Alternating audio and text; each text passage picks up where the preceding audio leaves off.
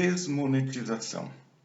Esse é mais um termo novo trazido pela transformação digital. E para explicar um pouquinho melhor sobre ele, vamos voltar um pouco na história para a gente entender, basicamente a história do dinheiro. A Revolução Agrícola é o nome dado à transição do estilo de vida humano de caçador e coletor, que era nômade, para um modo de vida fixo em comunidades que plantavam e criavam pequenos animais. Esse movimento ocorreu há cerca de 12 mil anos atrás e possibilitou, entre tantas outras coisas, a divisão do trabalho. Esse primeiro modelo de sociedade do ser humano fez com que cada pessoa se especializasse em algum tipo de trabalho. Então ocorreu a primeira divisão do trabalho. Uma vez que as pessoas diferentes produziam objetos e recursos diferentes, isso tanto dentro da mesma comunidade, da mesma aldeia, por exemplo, quanto em aldeias um pouco mais distantes que tinham outros tipos de recursos naturais para produzirem. Com essas diferenças de produção, surgiu a necessidade de troca, porque se uma determinada aldeia tinha um produto, um recurso natural que a outra não tinha, eles perceberam que eles podiam trocar essas mercadorias entre eles para que todos pudessem usufruir daqueles bens que estavam disponíveis. Então esse escambo foi a primeira atividade econômica de que se tem notícia. Com o tempo se percebeu que nem todos os bens possuíam o mesmo valor. Então o indivíduo que tem um boi percebeu que se ele trocasse um boi por um pé de alface, não era uma troca muito equivalente. Eles perceberam que tinham valores de uso diferentes entre os recursos e objetos que eles produziam. Então veio a necessidade de intermediar as trocas com algo de valor subjetivo, que algum objeto, algum recurso, enfim, que equiparasse os valores daqueles bens que estavam sendo trocados. Durante muito tempo se usou recursos comuns aos diversos povos, então cada um procurava ver o que tinha de comum entre as pessoas da mesma aldeia ou entre outras aldeias para ter essa base de comparação. Só bem mais adiante, já no século VII antes de Cristo ainda, surgiram as primeiras moedas de metal. Então o ser humano naquela época já conseguia lidar com metal, já conseguia moldar alguns metais e começou a cunhar as primeiras moedas. Essa atividade comercial proporcionou um grande salto na história e foi ela quem acelerou isso já há muitos séculos na frente, foi justamente a atividade comercial que acelerou o fim da Idade Média. Eu dei um salto realmente bem grande aqui para mostrar, ao longo desse primeiro surgimento das moedas até o final da Idade Média, foram pelo menos 7, mais uns 14 séculos. Então, só que teve um período da própria Idade Média onde isso ficou muito restrito. E o final da Idade Média foi justamente quando surgiram as rotas de comércio e esse movimento se intensificou muito e foi uma das coisas que acelerou o final desse período. Nessa época também surgiu a necessidade de guardar aquelas moedas acumuladas com segurança. E com isso surgiram os primeiros bancos. O primeiro foi na Suécia, em 1656, e também na Inglaterra, em 1694. Também foi criado nessa época o papel moeda, que aí já era regulado pelo governo. Então já tinha um poder centralizador que normatizava o uso desses recursos monetários. E com isso, esse papel moeda começou a ser utilizado em diversas transações comerciais e financeiras. Então, a partir daí, o dinheiro se consolida como um meio de troca e, ao mesmo tempo, unidade contábil. Então essa aulinha de história foi para entender como que nós vivemos nos últimos séculos, desde que existe o dinheiro como base de troca, até que a transformação chegasse agora para abalar esse modelo econômico em diversos aspectos, principalmente na substituição do dinheiro físico por meios digitais. A definição mais simples da desmonetização diz respeito aos novos métodos de pagamento proporcionados pelos meios digitais. Então, na verdade, esse conceito da desmonetização ele é um pouco complexo porque ele tem mais de um significado. O primeiro e mais básico é justamente isso, deixar de usar dinheiro de papel e usar o dinheiro, né, como foi chamado durante muito tempo, dinheiro de plástico, e que agora também ele está mais virtual, com leituras de QR Code, cartões por contato, por aproximação, esse tipo de coisa. Então, os cartões de débito e crédito foram os precursores para diminuir a circulação do dinheiro em espécie. Mas esse movimento continuou acelerando.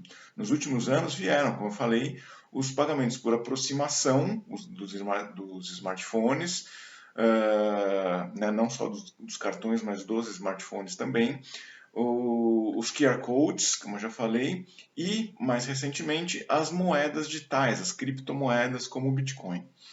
Enfim, essa definição se verifica quando se diminui a quantidade de moeda em relação ao total de ativos financeiros que estão circulando. E aí a gente, como um outro fator, né, que representa a desmonetização, também tem o papel da economia compartilhada. Porque a desmonetização ela não se refere apenas àquela migração, como eu falei, dos meios em espécie para um meio digital. Esse assunto é muito mais profundo. O modelo inovador da economia compartilhada, ele de certa forma usa um escambo digital. Então, quando se substitui a propriedade pelo direito de uso, isso é um movimento muito importante, porque esse conceito de propriedade foi a base do capitalismo, né? Foi o que levou à criação do capitalismo, a separação, né, do modo de produção e os meios de produção, e agora isso está voltando, isso está se modificando. Com essa economia compartilhada, ela promove uma redução significativa do consumo. Então, a geração digital, né, a geração Y, as novas geração Y e Z, elas são adeptas da redução de consumo e preferem compartilhar, reciclar, trocar, consertar e dividir, do que simplesmente só consumir, consumir, consumir, como a gente viu no auge da globalização a partir da década de 90. De um lado, esse movimento proporciona muito mais acesso a bens e serviços. Por outro lado, representa uma demanda muito mais enxuta em relação ao que se precisa de movimentação de capital para o capitalismo globalizado sobreviver, né? Então, a disrupção que vem acontecendo em diversos mercados provoca um outro tipo de desmonetização, que é quando surge uma nova empresa que acaba criando um novo setor e elimina completamente mercados anteriores. Isso se aplica aqui no famoso exemplo da Kodak. E a Kodak era a maior empresa no mercado de fotos, mas ela demorou a ver o surgimento da máquina digital e quebrou quando o dinheiro simplesmente sumiu daquele mercado de revelação e ampliação de fotografias e foi todo para o mercado de fotos digitais. Segundo o Peter Diamandis, a tecnologia tem a capacidade de tornar um produto ou serviço em algo substancialmente barato ou mesmo gratuito. Isso é a desmonetização na prática. Uma das principais metas do capitalismo, aqui é um conceito, de certa forma, contraditório, né? Porque uma das principais metas do capitalismo é justamente a busca constante de melhor e melhor produtividade, né? Ou seja, fazer mais com menos. Porém, quanto mais se aumenta a produtividade, obviamente o custo de produção por unidade vai caindo, né? Esse é o grande objetivo da indústria, fazer o custo unitário cair o máximo possível.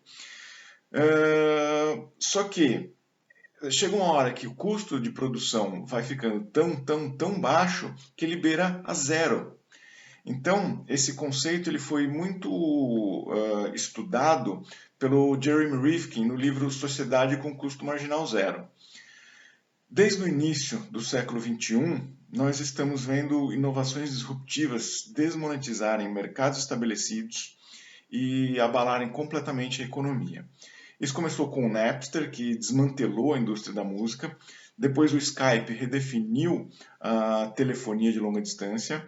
O Airbnb revolucionou o segmento de hotelaria. A Uber ressignificou completamente a mobilidade urbana. Enfim, as notícias online eliminaram completamente a necessidade de jornais físicos. E esses são somente alguns exemplos, entre muitos casos que estão ocorrendo o tempo todo.